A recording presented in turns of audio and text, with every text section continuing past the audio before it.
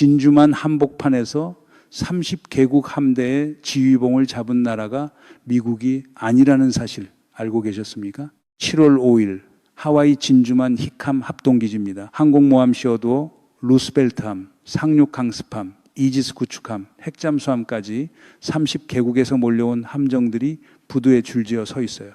그런데 그 거대한 회색 강철 숲 사이에 태극기를 단 3,000톤짜리 잠수함 한 척이 조용히 정박해 있습니다. 도산안창호함이에요.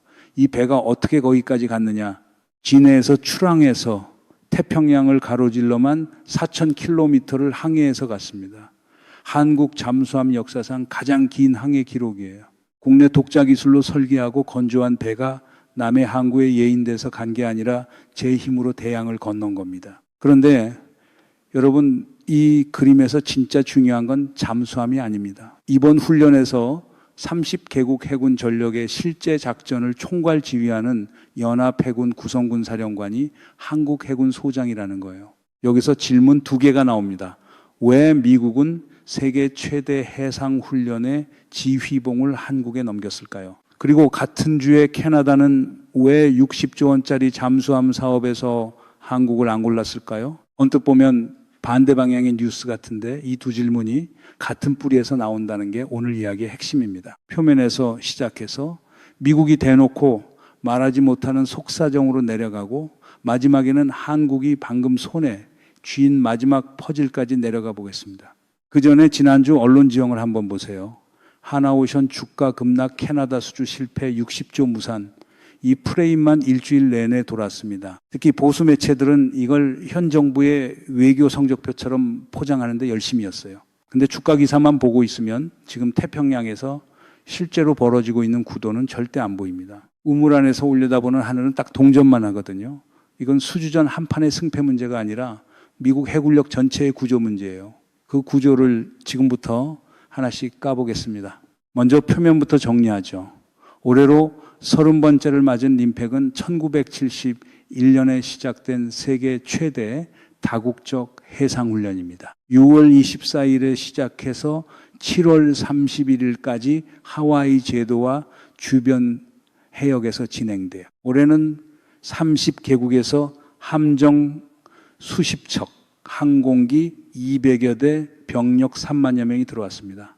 역대 최대 규모예요. 그런데 연합뉴스가 7월 6일 진주만 현장에서 전한 내용을 보면 이 판에 해상전력 전체를 지휘하는 연합해군구 성군사령관 임무를 한국해군 김인호 소장이 맡았습니다. 이 자리가 뭐 하는 자리냐면 훈련에 들어온 여러 나라 군함들을 한 사람의 지휘 아래 묶어서 실제 작전처럼 굴리는 말 그대로 바다 위 총사령관 자리예요. 1990년 한국이 림팩에 처음 참가한 이후 처음이고 아시아 국가로는 최초이며 미국이 아닌 나라로는 역대 4번째입니다.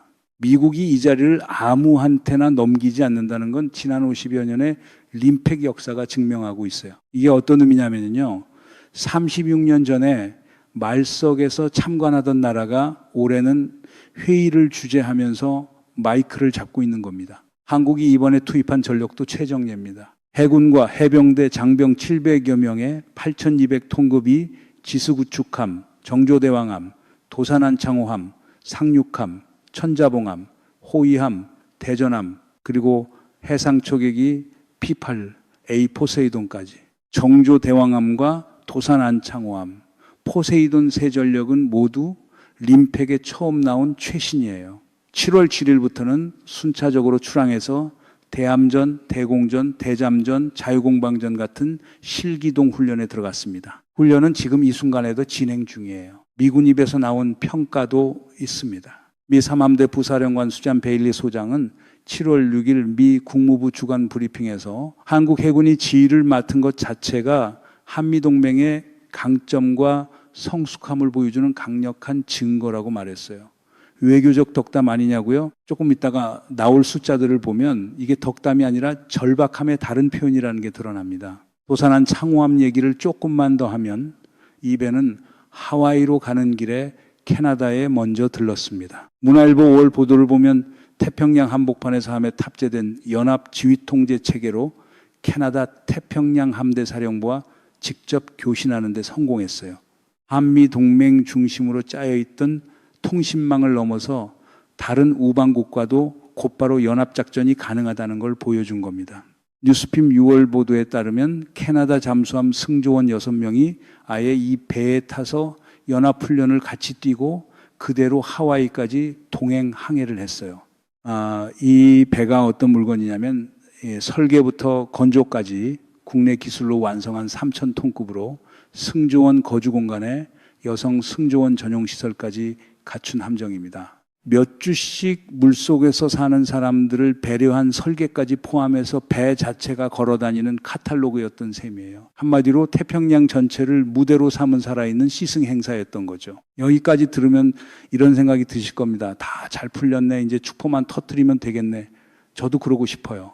그런데 여기서 이상한 게 하나 있습니다. 7월 6일 캐나다 헬리팩스 해군기지에서 마크 카니 총리가 발표를 합니다. 잠수함 12척, 건조 계약만 20조 원, 유지보수까지 합치면 최대 60조 원으로 평가되는 차세대 잠수함 사업의 우선 협상 대상자로 독일 티센크루프를 선정했다고요. 하나오션과 HD 현대중공업이 꾸린 한국원팀은 1년 가까운 총력전 끝에 고배를 마셨고 다음 날 하나오션 주가는 22% 넘게 빠졌습니다. 인베스트 조선 7월 7일 보도 기준입니다. 그럼 기술이 부족해서 진 걸까요? 여기가 핵심입니다. 캐나다 정부 스스로 두 후보 모두 자국 해군의 요구 성능을 충족했다고 평가한 것으로 전해집니다. 유진투자증권 양승윤 연구원 분석을 보면 한국의 최대 무기였던 빠른 납기를 독일 쪽이 보완해 오자 캐나다가 나토 회원국 간 장비 호환성, 이른바 동맹 프리미엄에 최종적으로 무게를 실었다는 거예요. 한국이 내민 카드가 약했던 것도 아닙니다. 지난해 10월에는 카니 총리가 직접 거제조선소까지 날아왔고 김동관 하나부회장이 현장에서 캐나다에 지을 잠수함 정비시설 구상까지 브리핑했어요. 서울경제 보도를 보면 K9 자주포 현지 생산 합작법인의 수소트럭 인프라 사업까지 연간 일자리만 5천 개와 1,200억 달러 규모의 경제기여 효과를 담은 협력 패키지를 제안했습니다. 배만 판 게 아니라 산업 생태계를 통째로 얹어서 내민 거예요. 그런데도 캐나다는 북극 안보와 나토 중심의 안보 정책에 더 무게를 뒀습니다. 이재명 대통령이 대통령 비서실장을 특사로 보내 마지막까지 밀어붙였고 강훈식 실장은 결과가 나온 뒤에 우리 잠수함의 성능과 협력 조건은 독일과 대등한 평가를 받았지만 기술력만으로는 넘기 어려운 나토 동맹의 현실을 확인했다고 밝혔습니다. 이재명 대통령도 결과 직후에 기대한 결과는 얻지 못했지만 우리의 저력을 국제사회에 다시 한번 보여줬다면서 이 경험이 기술과 경쟁력을 높이는 밑거름이 될 거라고 밝혔습니다. 성능이 아니라 소속감에서 갈린 승부라는 얘기예요. 실제로 같은 시기에 국내에서는 장기간 표류하던 차기 구축함 사업의 승기를 하나오션이 잡으면서 잠수함에서 구축함까지 이어지는 건조 경험은 오히려 두꺼워지고 있습니다. 그러니까 일부 보수 매체가 미는 정부 실패 프레임은 헛다리를 짚어도 한참 짚은 겁니다. 캐나다가 산 건 잠수함이 아니라 나토라는 회원권이었으니까요. 그럼 이제 진짜 질문이 남습니다. 캐나다는 동맹이 아니라서 우리를 안 골랐다는데 그 동맹의 본체인 미국은 왜 자기 군함을 우리 손에 맡기고 있을까요? 문제는 여기서부터입니다. 숫자 하나만 먼저 보세요. 글로벌 이코노믹 4월 보도에 따르면 지금 미 해군 함정은 290척 수준인데 중국은 2030년까지 435척으로 늘리는 계획을 그대로 실행하고 있습니다. 미 해군과 해병대의 2026 회계연도 예산 요청을 보면 함정 건조에 474억 달러, 함정 정비에 162억 달러가 잡혀 있어요. 돈은 쌓여 있습니다. 그런데 그 돈을 받아서 배를 만들고 고칠 조선소가 없어요. 지갑은 두둑한데 지갑을 10가게가 문을 닫은 겁니다. 아니 이게 말이 됩니까? 세계 최강이라는 해군이 자기 배를 자기 손으로 제때 못 고쳐서 정비 적체가 몇 년씩 쌓여 있는 상태예요. 솔직히 이 부분은 개판이라고밖에 표현이 안 됩니다. 미국 안에서는 정비 순번을 기다리다가 멀쩡한 배가 부두에서 늙어가고 바깥에서는 인도 태평양에 배를 더 돌려야 하는 수요가 갈수록 커지고 있어요. 들어오는 물은 늘어나는데 배수구는 좁아지는 형국입니다. 미국 조선업이 냉전 끝나고 30년 넘게 배짱이 모두로 여름을 보낸 결과예요. 겨울이 닥쳤는데 곳간이 비어 있는 거죠. 그래서 미국이 어디로 손을 뻗었느냐?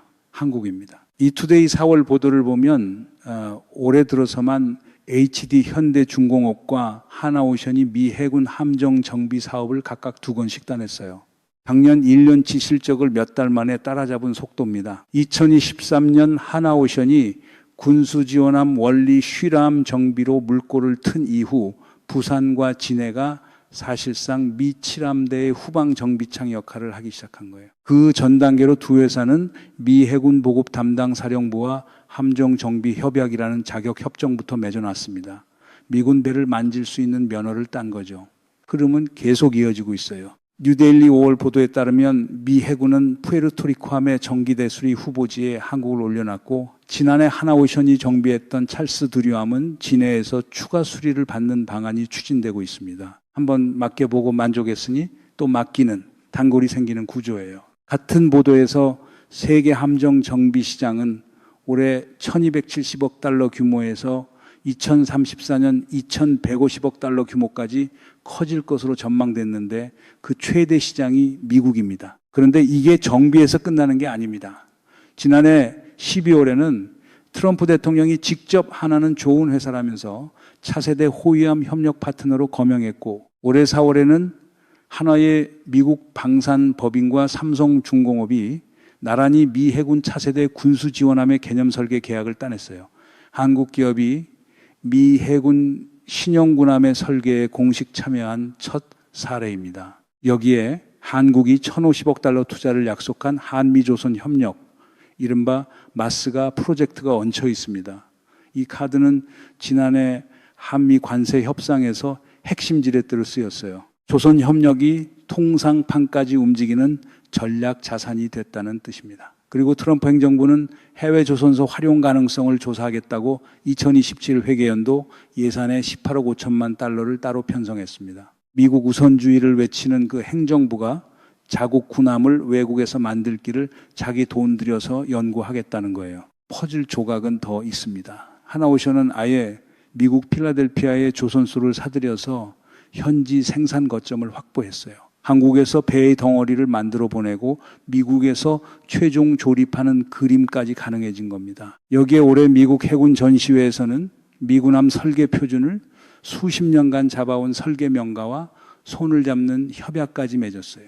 정비에서 설계로, 설계에서 건조로 계단을 한 칸씩 올라가고 있는 거죠. 여러분, 미국이 한국 조선소 없이는 함대 운영 계획 자체가 안 돌아가는 구조로 가고 있다는 것. 이걸 정면으로 짚는 보도를 보신 적 있으십니까? 주류 뉴스는 수주 실패와 주가 그래프만 보여줍니다. 구조는 안 보여줘요. 그래서 전문가들 사이에서는 이미 다음 단계 얘기가 나옵니다. 미 해군이 함정 정비 일정을 연 단위로 조선업체와 미리 공유하고 건별 계약이 아니라 단연 계약, 대규모 패키지 계약으로 묶어야 한다는 제언이에요. 손님이 아니라 아예 전속 정비소로 들어가는 구조를 논의하는 단계까지 온 겁니다. 물론 벽도 있습니다. 미국 법은 아직 전투함을 외국 조선소에서 정비하는 걸 막고 있어서 한국 업체들은 일본을 모항으로 하는 7함대 지원함 물량 위주로 움직이고 있어요. 자국 조선업 보호라는 근사한 옷을 입고 있는데 그 옷의 실체는 워싱턴도 알고 우리도 알잖아요. 벌거벗은 임금님 행차를 다 같이 지켜보고 있는 셈이죠. 여기서 40년 전으로 잠깐 돌아가 보겠습니다. 한국이 처음 잠수함이라는 물건을 손에 쥔 게 독일에서 들여온 209급이었습니다. 설계도 독일, 기술도 독일, 승조원 훈련도 독일이었어요. 그 나라가 2026년에 잠수함 종주국 독일과 최종 결선까지 가서 발주국 스스로 성능은 대등했다고 평가하는 승부를 벌였습니다. 방위사업청도 잠수함 기술을 배웠던 나라가 원조국과 성능과 납기 모든 면에서 대등하게 경쟁한 것 자체가 비약적 성장의 증거라고 짚었어요. 청출어람이란 말, 이럴 때 쓰라고 있는 겁니다. 그리고 이 지점에서 오늘의 그림 전체가 한 문장으로 정리됩니다. 캐나다가 고른 건 잠수함이 아니라 동맹이었고 미국이 고르고 있는 건 동맹이 아니라 생존입니다. 이 차이가 지금 판의 실체예요. 동맹 프리미엄은 정치적 선택이라 정권이 바뀌면 흔들릴 수 있습니다. 근데 생존의 필요는 안 바뀌어요. 중국 조선소의 건조 능력이 미국을 압도하는 현실이 사라지지 않는 한 미국은 한국 조선소가 필요합니다. 캐나다한테 한국은 여러 선택지 가운데 하나였지만 미국한테 한국은 대안이 거의 없는 파트너인 거예요. 그래서 헬리팩스의 탈락과 진주만의 지휘봉이 같은 주에 나란히 놓일 수 있는 겁니다. 그런데 이 이야기의 마지막 퍼즐은 바다가 아니라 하늘에 있습니다. 잠깐만요. 이거는 꼭 짚고 넘어가야 합니다. 캐나다 발표가 나온 다음 날인 7월 7일 경남 창원에서 전혀 다른 발표가 있었어요. 국민일보와 중앙이코노미뉴스 보도에 따르면 한화에어로스페이스가 국방과학연구소와 함께 국내 독자 기술로 개발한 항공 엔진 시제 2종을 처음으로 공개했습니다. 유인 전투기와 함께 편대를 이뤄 작전하는 저피탐 무인기용 5,500파운드급 터보팬 엔진, 그리고 중고도 무인기용 1,400마력급 터보프롭 엔진이에요. 미사일에 들어가는 엔진은 목표까지 몇 분만 버티면 임무가 끝나는 소모품이라 전부터 국내에서 만들어 왔어요. 근데 항공기 엔진은 얘기가 완전히 다릅니다. 섭씨 천몇백 도의 불구덩이 속에서 수천 시간을 연속으로 돌아도 부품이 버텨야 하는 물건이라 지금까지 전 세계에서 손에 꼽는 나라들만 만들 수 있었어요. 그 장수명 항공 엔진 시제가 국내 기술로 완성된 건 이번이 처음입니다. 착수식에는 국방과학연구소장과 방위사업청 미래전력사업본부장까지 민관군 관계자 300여 명이 모였어요. 기체, 비행 제어, 임무장비에 이어서 항공기의 심장까지 우리 손으로 만들게 됐다는 선언인 거죠.